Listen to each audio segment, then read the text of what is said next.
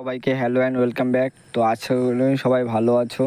তো আজকে তোমাদের সামনে যেটা আলোচনা করব, দেখো তোমাদের আমি যেটা বলেছিলাম যে ডিসেন্ট্রালাইজ সম্পর্কে। তো দেখো এখানে ডব্লিউবিজেই যেখানে লেখা আছে ডব্লিউবিজেই রাউন্ড 2 রাউন্ড 3 যে ক্লোজিং র্যাঙ্ক কত পর্যন্তই গিয়েছে, তো সেটা আজকে তোমাদের ডিসকাস করব। এরপরে বেস করে তোমাদের হচ্ছে ডিসেন্ট্রালাইজে অংশগ্রহণ করতে পারবে কি না।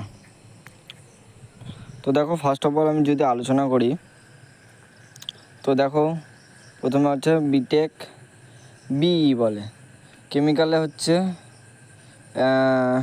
কেমিক্যালে তোমাদের কত গিয়েছে 1115। সিভিলে দেখো সিভিলে তোমাদের গিয়েছে হচ্ছে 1162। কনস্ট্রাকশানে হচ্ছে তোমাদের 1335। ইলেকট্রিক্যালে 518, অর্থাৎ 2024 সালে হচ্ছে এটা হচ্ছে মপ আপের কথা আমি বলছি। তারপর দেখো বি হচ্ছে ইলেকট্রনিক্স অ্যান্ড টেলিকমিউনিকেশানে হচ্ছে 407। আইটিতে দেখো 197 এবং তোমাদের মেকানিক্যালে গিয়েছে 836 অ্যান্ড তারপরে দেখো মাল্টি 961 আছে। এরপরে যদি চলে আসি আমরা প্রোডাকশানে আছে 1126 1126। তারপরে ফুড টেকনিক্যাল যেটা আছে ফুড টেকনোলজিতে 1603। তারপরে পাওয়ার ইঞ্জিনিয়ারিংয়ে আছে, পাওয়ারে তোমাদের কত আছে, পাওয়ারে তোমাদের হচ্ছে 846-48 এবং প্রিন্টিংয়ে তোমাদের হচ্ছে 1449। এরপরে যদি তোমাদের আছে ইনস্ট্রুমেন্টস অ্যান্ড ইলেকট্রনিক্সে যাবো 477। এবং তোমাদের যদি আলোচনা করি ব্যাচেলার অফ ফার্মেসি, তো 2917। এবং তোমাদের যদি আরেকটু আলোচনা করি আর্কিটেকচার ইঞ্জিনিয়ারিং, তো 2872। তো তোমাদের দেখো ফার্স্ট অফ অল তোমাদের যেটা জানতে হবে, এই হচ্ছে তোমাদের 24 সালের কাট অফ। এটা হচ্ছে তোমাদের 24 সালের কাট অফ। তো 24 সালে হচ্ছে তোমার যে মপ আপ রাউন্ডে বসেছো মপ আপে, তো মপ আপের বেসে তোমাদের হচ্ছে এই যাদবপুরে এই র্যাঙ্কে মোটামুটি শেষ হয়েছে মপ আপ। এরপরও একটা বিজ্ঞাপনে বেরিয়েছে যে তোমাদের যাদবপুরে অনেক সিটই খালি আছে।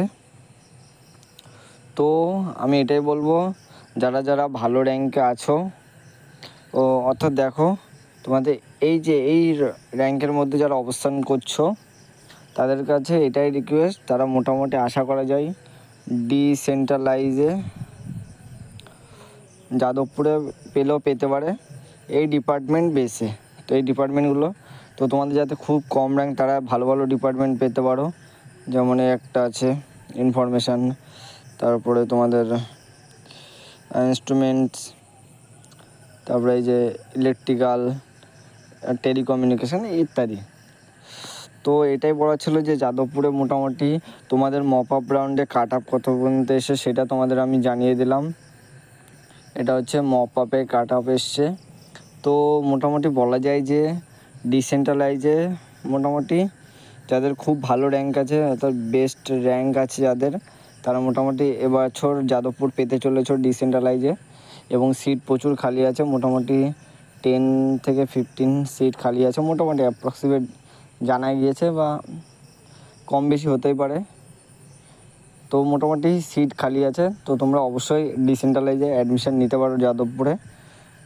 তো আজকের ভিডিওটা এইটা বেস ছিল যে যাদবপুরে তোমাদের মপ আপের বেসে ডিসেন্ট্রালাইজে কত কাট আপ আসতে চলেছে।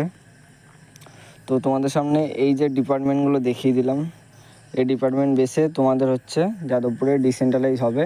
তো সব ডিপার্টমেন্টেই সিট খালি নেই এইটুখানে বলে দিচ্ছি, তবে যেগুলোতে সিট খালি আছে সেগুলোতে মোটামুটি তোমরা অ্যাপ্লাই করলে অ্যাডমিশান হয়ে যেতে পারো।